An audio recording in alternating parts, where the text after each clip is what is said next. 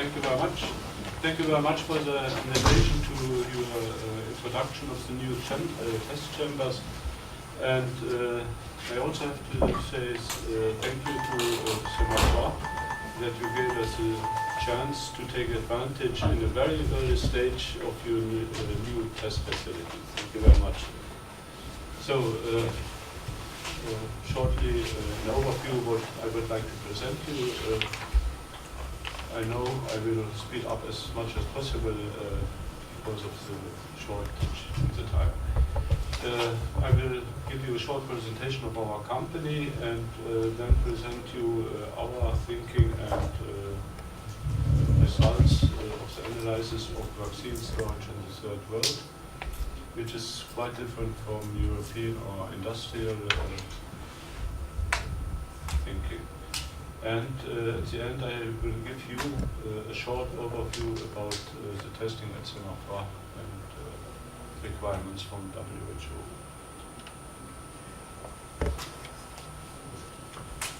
The latest question. So, we Medical Systems, the name is quite new. We are located in Luxembourg, in the north of Luxembourg.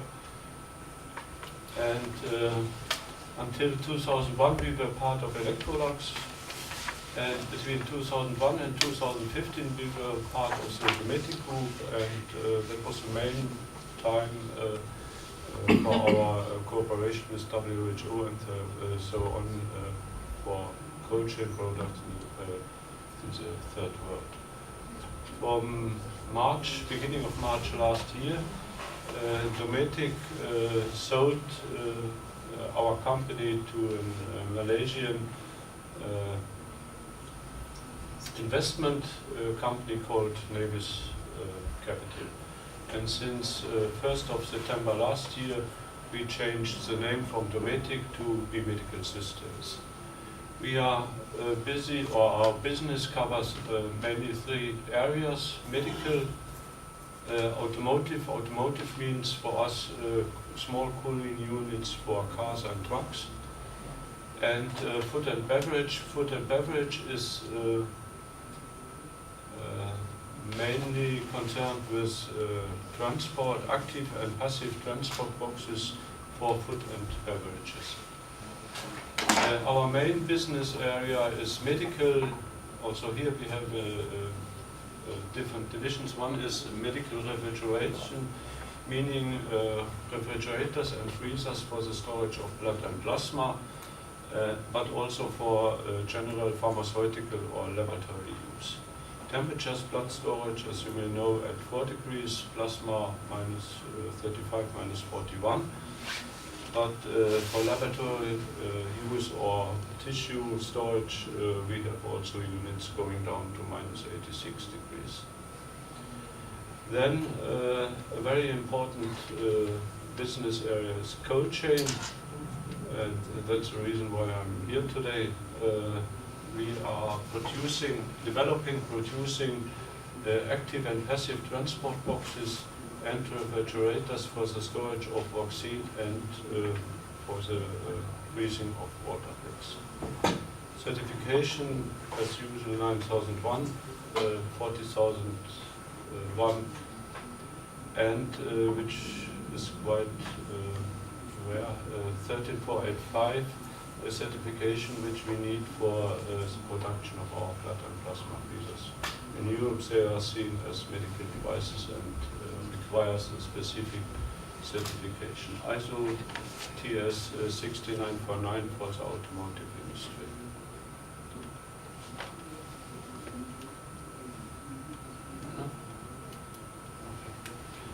We have a quite long experience with cold chain, starting in 1974, where we had the first meeting with WHO and other organizations like UNICEF. And 5 years later it was decided that we will start with products for the transport of vaccine, the storage of vaccine. And the first unit, a passive container, was made in and launched in 1980, so more than 30 years ago. And between this time and today, we always developed new products adapted to the specific market of the vaccine transport and storage in the third world. An important time was 2010, 2013 for us when we brought a new refrigerator using only solar panels as energy source. Between 1980 and this time, the active units were mainly driven with absorption refrigerating units able to run on gas and kerosene. But as you can imagine, it requires continuous supply with gas or kerosene, which is quite expensive during the storage period. So vaccine shot is quite sensitive, as all of you know, it's a quite sensitive product. It has to be stored between 2 and 8 degrees. It's sensitive regarding to, depending on the type of vaccine, it's sensitive regarding to heat, but quite often not respected. It's also sensitive regarding to freezing. Especially during the last years, WHO, UNICEF and similar organizations recognized that unfortunately a huge amount of vaccine gets damaged due to freezing. That was the reason why they came up with a new requirement in a very period of time. And that was also the reason why we had to re-qualify our units and ask you for assistance, and gave you a lot of units at the same time, as presented this morning from Mr. Cavalier. And as you also can see on the badge. Okay. Then, what does it mean? Vaccine storage in the third world. The vaccine arrives at and is stored first at national cold stores, meaning large warehouses with container, food containers or large cold rooms. From the national cold stores, it gets transported to so-called large on-grid facilities. On-grid means they have electrical energy, but not comparable to Europe or industrial countries. The energy is only available usually for 8 hours, and during the night you have to take care that your appliance is able to cover this period of time as well. Another second important factor is what we as manufacturer has to respect is the amount of vaccine to be stored in a decent facility. Large on-grid facilities are usually used for several urban outreach sensor, means a huge amount of vaccine is further transported to the next locations. So then we have large on-grid facilities also supplied with electrical energy. They are mainly located in larger cities with a higher population, and they are completing all immunizations at the same location. We have mid-size off-grid facilities with less than 8 hours of electricity per day. With frequent outages, that means the vaccine gets quite often transported to smaller places for immunization. So we have mid-size off-grid facilities with low energy, up to the smallest unit, small off-grid facilities. And depending on the available energy and the amount of vaccine to be stored at this location, And the next step in the cold chain, you have to decide. So you have to decide which unit could fulfill your requirements. For large on-grid facilities, you take dual compartment fridge freezer combinations or separate ice-lined refrigerator. So, and so on. I will shorten it. But important is that you have a clear view of the requirements in the specific area where the vaccine is stored. So and here you can see how we, from B Medical Systems, are trying to fulfill these requirements. For large on-grid facilities, we have 3 different units. Both of them are able to run on AC, but they are also able to overcome the night period without electrical energy.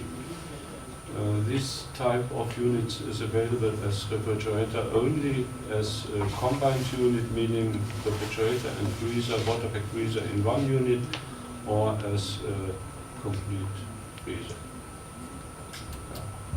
The same is valid for large on-grid facilities using the same units, and so on to the smallest off-grid facilities where we are offering passive container and combined units.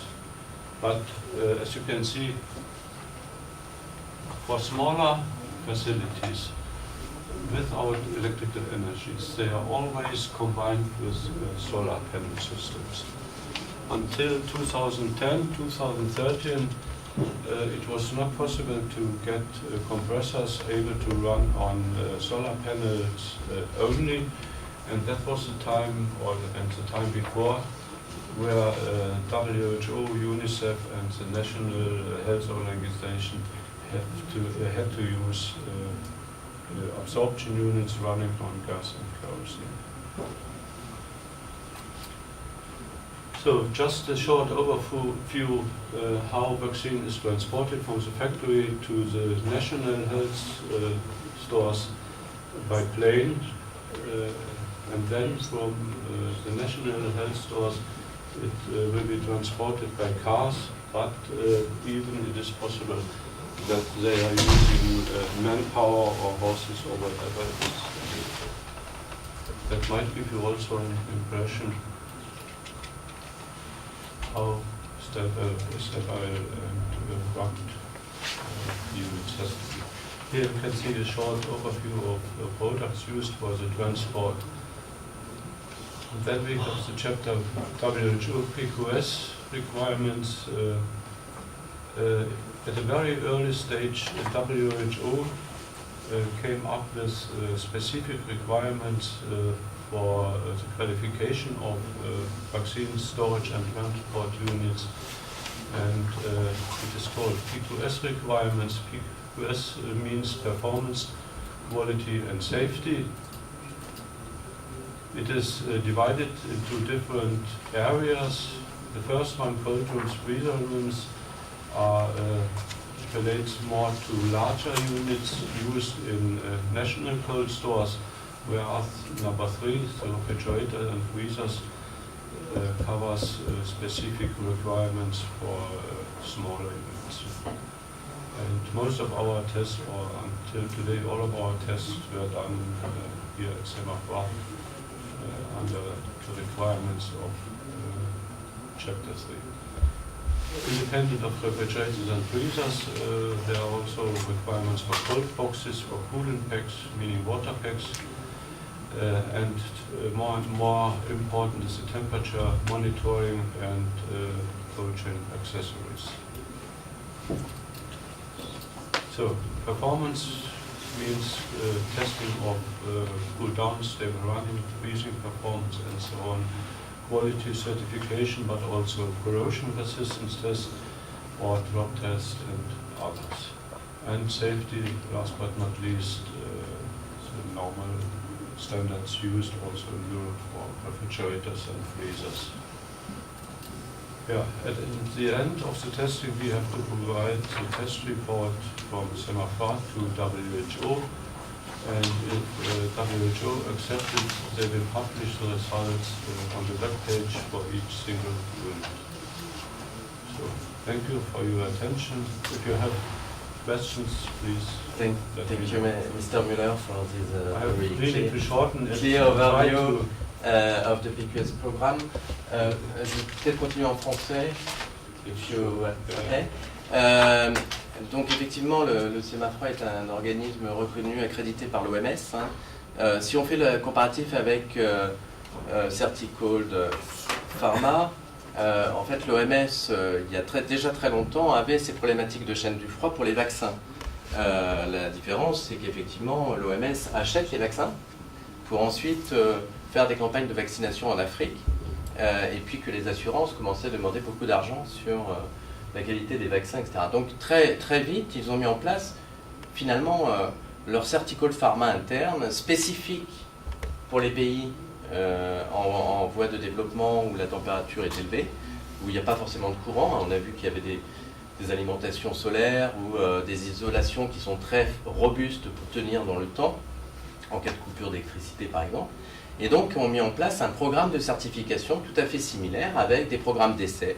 Alors parfois ces essais sont beaucoup plus hard, entre guillemets, difficiles sur la tenue mécanique, tenue dans le temps, tenue d'isolation que l'on peut connaître au niveau de nos pays occidentaux pour les raisons justement liées à ces pays où la température est élevée et où l'apport énergétique n'est pas continu. La différence ensuite, c'est qu'effectivement ils n'ont pas délivré un label, ils délivrent un certificat de type PQS qui permet de figurer au catalogue de l'OMS. Ça veut dire qu'effectivement B Medical a son matériel reconnu et que toutes les organisations internationales, l'UNICEF, PASS, etc., peuvent acheter pour leur campagne de vaccination ces produits. Alors c'est très orienté vers les vaccins parce que ce sont effectivement les produits les plus sensibles en termes de température, à la fois pour les élévations de température et pour les risques liés à la congélation. Donc merci beaucoup pour ces éléments-là. Et donc je ne sais pas s'il y a des questions particulières sur cette présentation. Alors d'une manière générale, des questions, monsieur? La certification de l'OMS, c'est sur les emballages Alors l'OMS en fait a un programme de qualification de tous les produits de la chaîne du froid liés au vaccin. Donc ça veut dire que ça intègre les emballages, ça intègre les conservateurs de vaccins, ça intègre les refroidisseurs pour les plaques tectiques, ça intègre les contrôleurs de température, donc les indicateurs de température et les indicateurs de dépassement de température. Donc là, par rapport à ça, on a des petits boîtiers qui sont d'un prix suffisamment adapté par rapport au prix du vaccin pour pouvoir suivre les dépassements de température et puis les températures plus basses. Dans le domaine particulier des vaccins, l'OMS, d'ailleurs, à un moment, n'a pas trouvé de fabricant pour un matériel qu'il souhaitait pour pouvoir faire des puces fraîcheur sur les vaccins, ce qu'on appelle des Vial Vaccine Monitor. Et ils ont créé avec Bill Gates une société parapublique, publique et privée, qui fabrique ces petits stickers. Et sur les vaccins de l'OMS, il y a obligation, en plus d'utiliser ces produits, d'avoir cette puce fraîcheur. Enfin, je dis puce fraîcheur parce que c'est connu dans le domaine alimentaire, mais ces vignettes qui vont virer si jamais on dépasse un taux de température supplémentaire. J'ai l'impression que c'est la fin de la séance, donc juste une question supplémentaire, et puis on va passer à l'autre atelier, si j'ai bien compris. Alors, si le médicament vous a plu, sachez qu'il y a un autre atelier pour la nourriture. Avant d'être malade, il vaut mieux bien manger, et donc je vous invite tous à rejoindre l'atelier hygiène alimentaire. Voilà.